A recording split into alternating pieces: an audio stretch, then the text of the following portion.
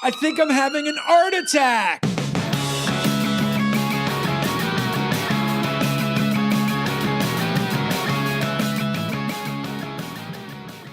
What's up, everybody, and welcome to another episode of Art Attack with your host, Lizzie Daston, art history professor extraordinaire, super brainiac, knows more about art history than any of you guys even can imagine, certainly a lot more than I do. However, I'm an artist and she can't paint. Boom! Better take that mic check down on that one. But anyway, so we love doing this show.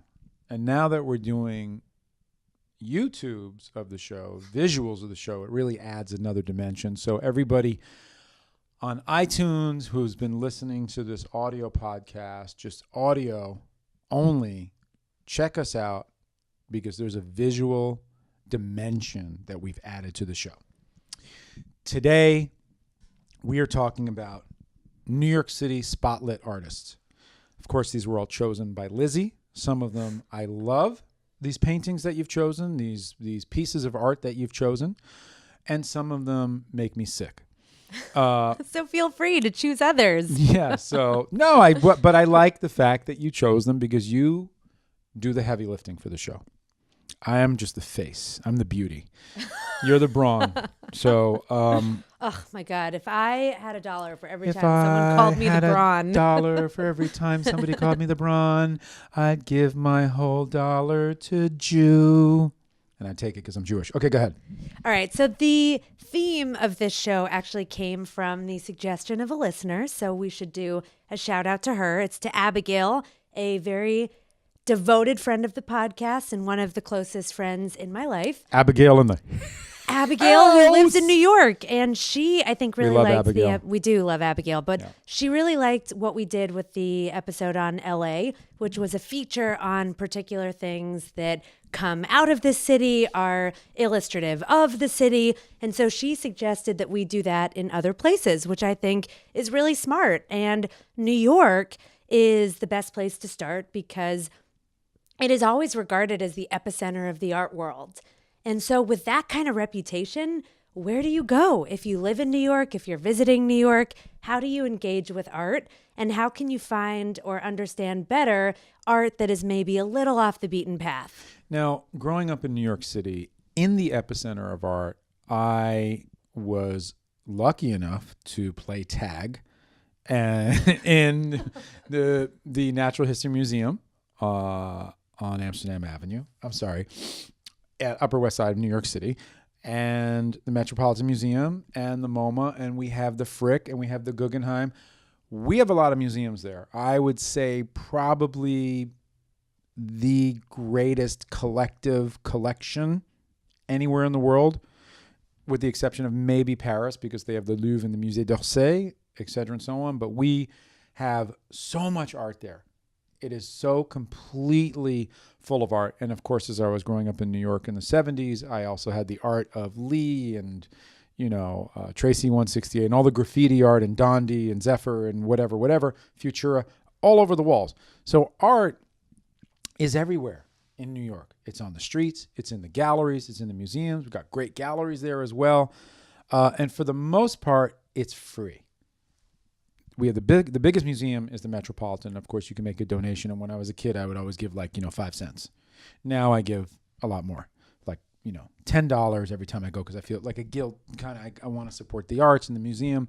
So I give a minimum of $10. But every time when I was a kid and I couldn't afford anything because I was broke, I would give a nickel or a dime or a quarter, whatever I could afford. And we would just hang out there all day and stare at Rembrandts and Rubens. And it was crazy that we have access to so much incredible art.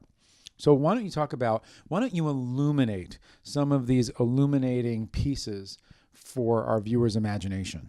Sure. Well, first of all, I'm glad that you mentioned the behemoth institutions in New York. So the Met and MoMA and the Frick and the Neue Gallery and the Guggenheim and the Whitney. I mean, there's just so much to look at. Yeah. But what I want to start off by doing is to explore the outskirts of that total mainstream. And personally, my favorite art in New York is actually in Soho, and it's called the Earth Room, and it's sponsored by Dia. And DIA. Okay, yeah. I was going to ask, what's DIA? The DIA Art Foundation. So they're very supportive of artists. And I believe this was in the 70s, maybe 1977. That's when earth art starts to rise in prominence. And earth artists like Robert Smithson, he's the guy who did Spiral Jetty. Goldsworthy. Yeah. Yeah, that was a nice... I know some earth art. Yeah, but he was a random earth artist. At me like, what? No, that was an esoteric reference. I'm very impressed. I know something about earth art. I would think that you probably don't love earth art, and so... I feel mixed feelings about earth art. I feel that the earth is art, and I feel like, why mess with something that's so perfect? Like, sometimes if you see lava or a volcano or, a formation of flowers, you have this kind of fractal, incredible beauty that artists can't even figure out or interpret. Most artists, right? Because they're not keyed into the Fibonacci sequences of the world, but like the earth, that the art that the earth produces is so beautiful and profound. It's a weird thing. So there's a part of me that says, yeah, that's really cool that we're taking that and we're putting it on an easel or we're putting it on a pedestal. That's one way of looking at it. The other way is like, why are we doing that? It's already there. And how can you get greater than earth's art? Yeah, I see that. I think it's the intention of these artists was to just funnel creative interest and awareness onto the earth. And at this point, up until the early 1970s, the art world was very myopic and limited to these precious, pristine walls of museums and galleries. And so I think there was this wonderful opportunity for artists to see beyond those white spaces. And so people like Smithson and like DeMaria and like Agnes Denis, they went outside the space of the gallery and found fodder for their inspiration in nature. And DeMaria, he took nature and brought it back into the gallery. So it was a dual agenda. Either go outside, and then we can still see some of these works if you take a pilgrimage. I've never seen Spiral Jetty. I've never seen DeMaria's Lightning Field. It is hard to see them. And what's that fence? That fence that Christo's fence? Yeah, Christo's fence. I mean, is that earth art, or is that is that just shit outside in the atmosphere? Like, what is that? No, seriously, what is that? Is that earth art? I think that Christo is aligned with earth art, but also more installation and performance, because his work is temporary. So when he wraps buildings, when he does that huge fence, he did the gates in New York a few years ago, those orange gates. There's a temporality to them that is not true for the earth art of Michael Heiser. And an example in LA is Levitated Mass. So that's Heiser. He's an earth artist. And so that's a quintessential example, taking from a quarry a gigantic boulder and then repositioning it within an art space. But that's the example of going outside to nature to find your space for performance, space for creativity. So what DeMaria does in Soho is that he sources dirt and then puts tons and tons, thousands of tons into this DIA gallery space. And so when you walk up the stairs, and very few people know about this, you are overwhelmed. Where is this gallery in New York? Soho. Soho. Where the gallery again is? It's called the Earth Room, and it's DIA. DIA in Soho, just for anybody who wants to go there, who happens to be in New York. Yes, please go. It's incredible. Do you have to pay? No, I don't think so. Or if you do, it's nominal and it's worth it. And if you do have to pay, just say Lizzie Daston and Justin Brewer from Art Attack said you don't have to. And when they grab you, say fuck you and keep walking into the museum. If you get arrested, that's on your own. Yeah, but whatever, totally. It'll be a fun story. Yeah. So you walk up and you are immediately overwhelmed by this noxious odor of dirt. And there's just something kind of suffocating and also primal and frightening, but nourishing to me about the smell of soil, because it's wet, it feels oppressive. And so I think that shapes the experience, because it's like you're cocooned within the logic, the realm of the environment. Now, when you go to a gallery, you expect to see art on the walls and you expect to be able to move around. But all of those expectations are thwarted in the Earth Room. You go and there's a partition, but the entire gallery is filled with thousands of tons of dirt. I think it's 3,600 square feet, so it's massive. And you can't leap over the partition and play, which is, of course, what I always want to do. You have to just watch. And so it's contemplative. It really redefines the experience of looking, because now it's holistic. You're smelling, you're feeling, you're included in the process. And the dirt is so high that I think there is an analogy to death a little bit, but also maybe the regenerating nature of life. And so it feels poetic. Well, I haven't seen it, but I will take your word for it. I feel like I could smell it and feel it from your description, and I like that. I'm into anything that's going to be new and that's sensory related and that could take me to a different place of sparking my imagination for inspiration. The next piece that I would like to talk about is probably one of the most famous, if not the most famous, top five. Got to be top five. Starry Night by Vincent van Gogh. And that is at the MoMA. And as a kid growing up in New York City and having access to Starry Night, I was always perplexed at how small it was, because we've seen Starry Night in movies, we've seen Starry Night in animation projects. I mean, Starry Night has been plagiarized, painted. It's on probably more merchandise than anything besides potentially the Adam and God, Michelangelo's Sistine Chapel in the Vatican. I think that was probably I think it's the most prolific merchandise licensed image ever. And it's certainly most relatable image is Van Gogh's Starry Night. And you look at it and it's small. I mean, it's breathtaking. It's beautiful. You have the animated, stars and the swirl of the atmosphere and the wind and the cypress trees and the buildings. It's alive. It's alive. You have this thing. That's why people animate it so much. It's because you have a painting that is actually living in brushstrokes. We never really saw anything to that level before, and he really took it to that level. And as stylized as it is, as small as it is, it's probably one of the most breathtaking images of all time. Usually when things are so seen, you know what I mean, exhausted in the media, in every form, you get tired of it. You never really get tired of seeing Starry Night because there's something alive about it. And that story of Starry Night makes us feel like we need to be alive. So that awakens our desire for living, our desire for loving, our desire for smelling art, our desire for being involved in life. That's what Van Gogh does, really. And I don't really think that anything is as emblematic as Starry Night is.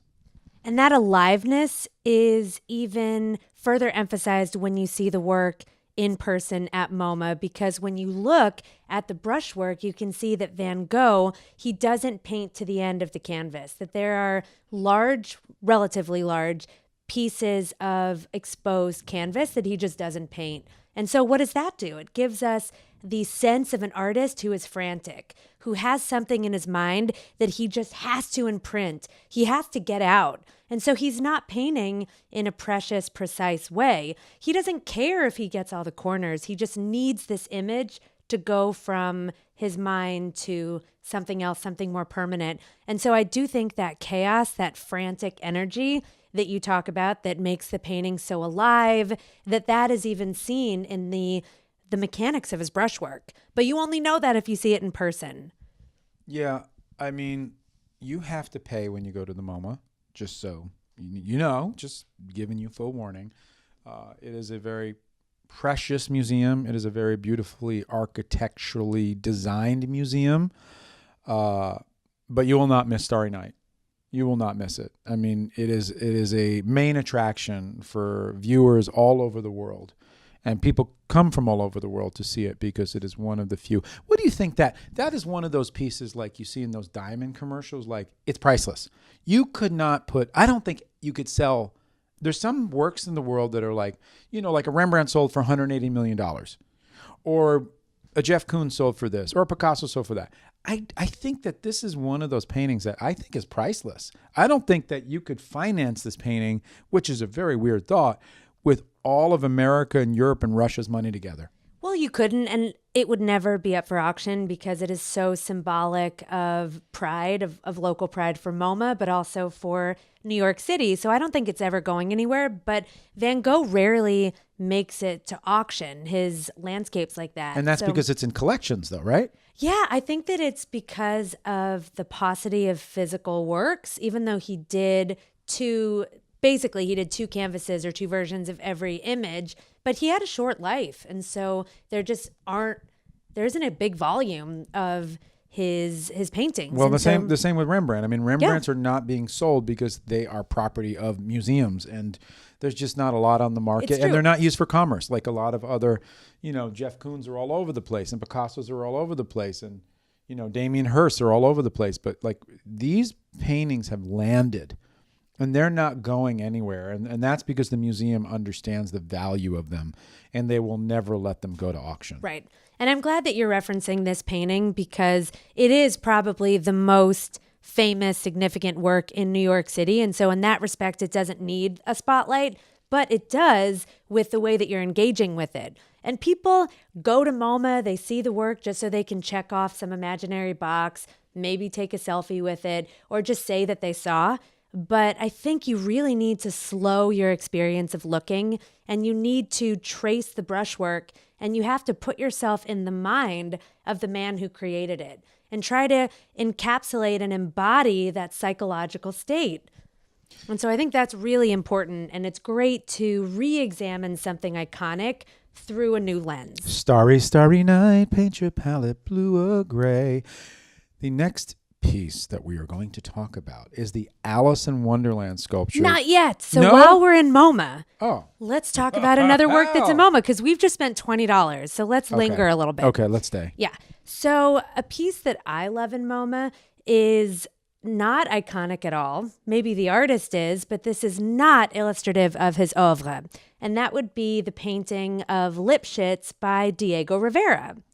And I believe it's 1919, but definitely it's painted within a Cubist style. And if you know Rivera's work, it's that he is a social realist painter. He is painting mostly in Mexico City at the time of the Mexican Revolution. And the images were mural format and totally peopled with recognizable political figures. He wanted his art to storytell and to have a really particular narrative, which was propagandistic, all in support of communism. And that kind of social realist painting is at odds visually from the avant-garde mode of Cubism.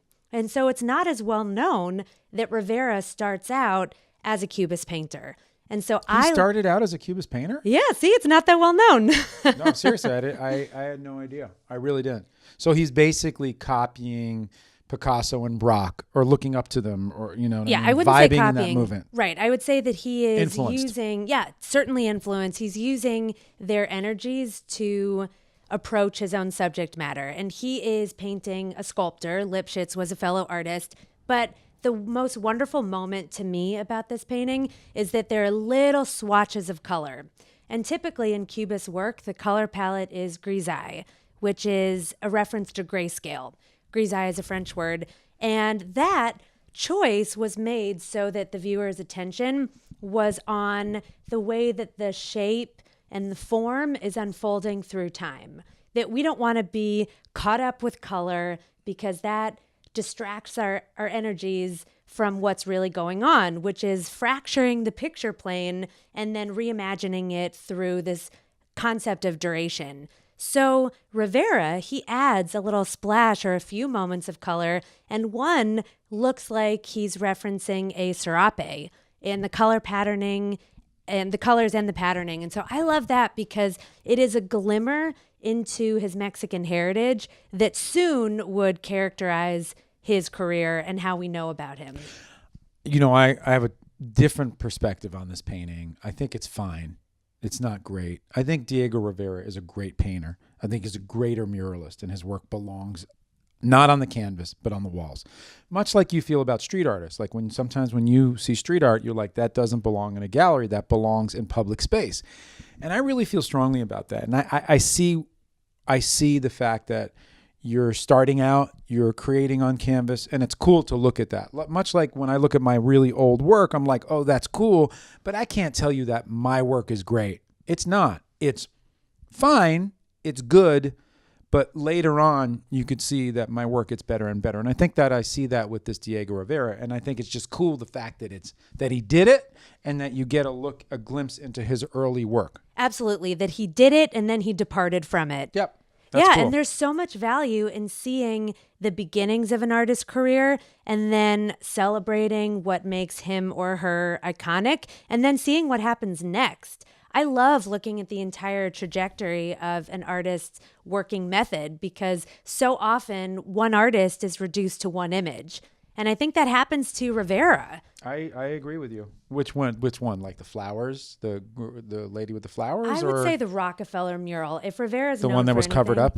Yeah, right. That's a whole. But I think I don't think that's true. I think that he's known for a couple of different pieces. He's got a couple of substantial pieces in his ouvre. Mm-hmm. I don't think that he's reduced to one. But I hear what you're saying. One genre. One genre for sure. But I think he should be because he's the guy in that genre. He's a giant among men in that genre.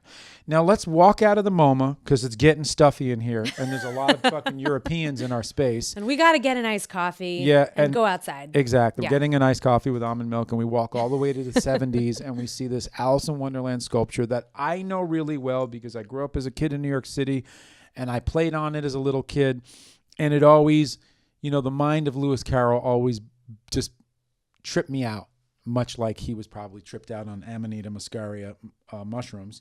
But I look at that sculpture and I could tell you, honestly, I do not know who sculpted that to this day. You do. Jose de Kreeft. Okay. So tell me a little bit about Jose de Kreeft, about this artist who sculpted this incredible sculpture that basically was part of my childhood. I don't know much about the artist himself, but I do know what makes this work in particular so notable. And from what I know about this guy, he mostly did sculptures of women. And so I think this was a departure from his style. Although there's Alice. That's true. Well, she's a girl. Don't age her up. Yeah, okay. But you're saying women as in terms of age. Gotcha. Yeah. So he was commissioned in the 1950s. The sculpture was unveiled in 1959. And what I think is so remarkable about this work is that it basically disrupts all standards and expectations of public art.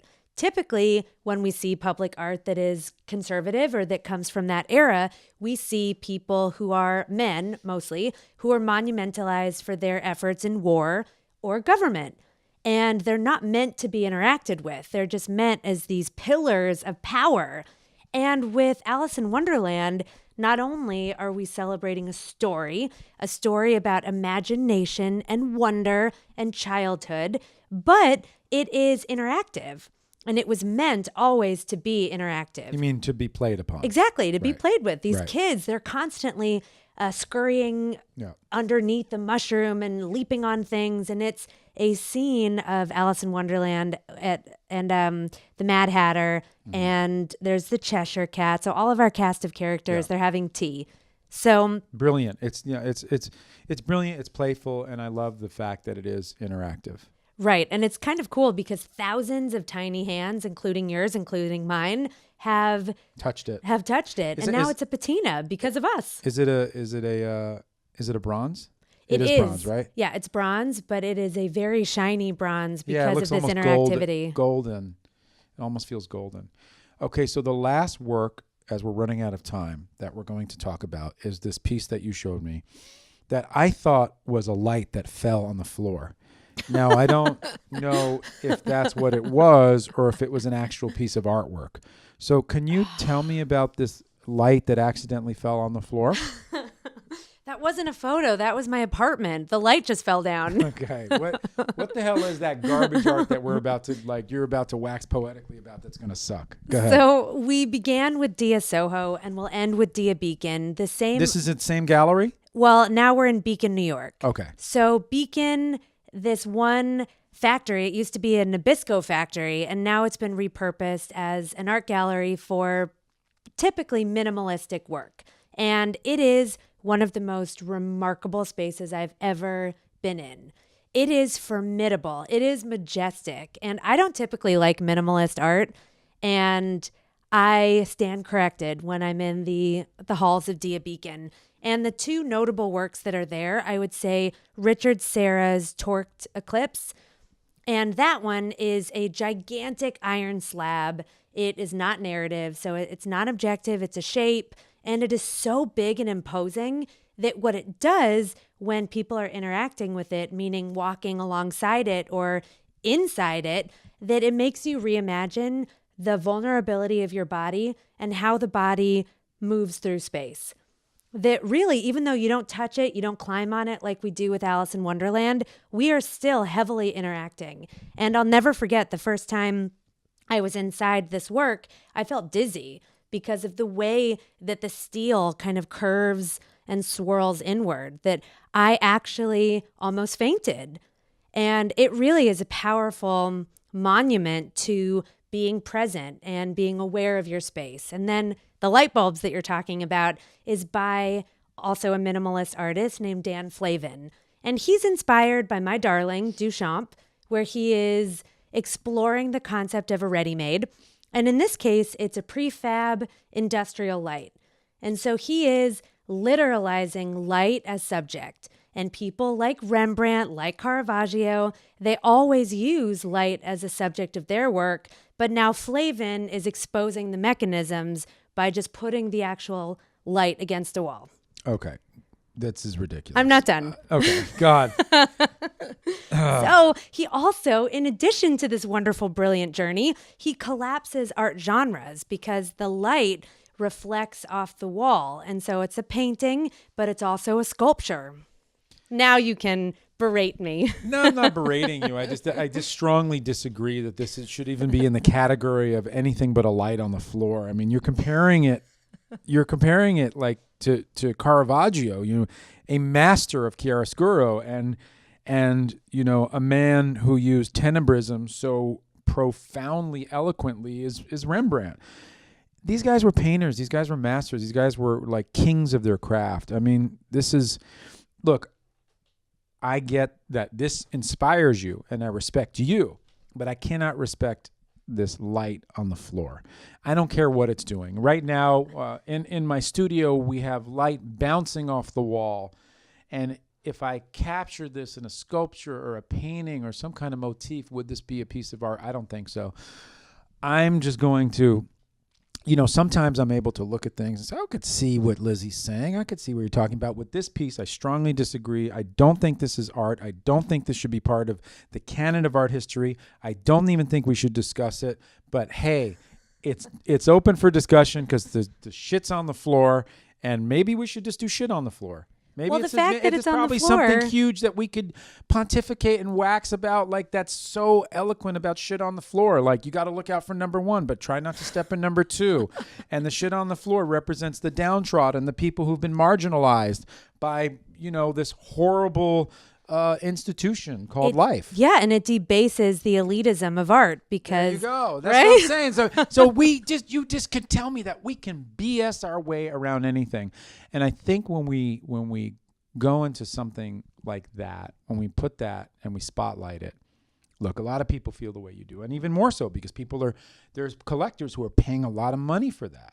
So cleverism category, art category. This is in the cleverism category for me. This is, once again, the deeper conversation that we have about the scope of art history and what is really allowed into the canon of these Jansen Gardners, of the world. That being said, I got to look deeper into light. What's it called? Untitled, probably. Probably. There. You don't even know the name of it. Well, they're all untitled. Unbelievable. And then the last thing I'll say about this work is that, to me, there's also a gender discourse because they are I knew obvious that was coming. This light all right, we can end here. This light should be in the gay pride parade. It is a flaccid phallus on the floor. Okay. That's illuminating. Guys, thank you so much for listening. We love you. And we know that you must love this because this just got crazy. All right, peace.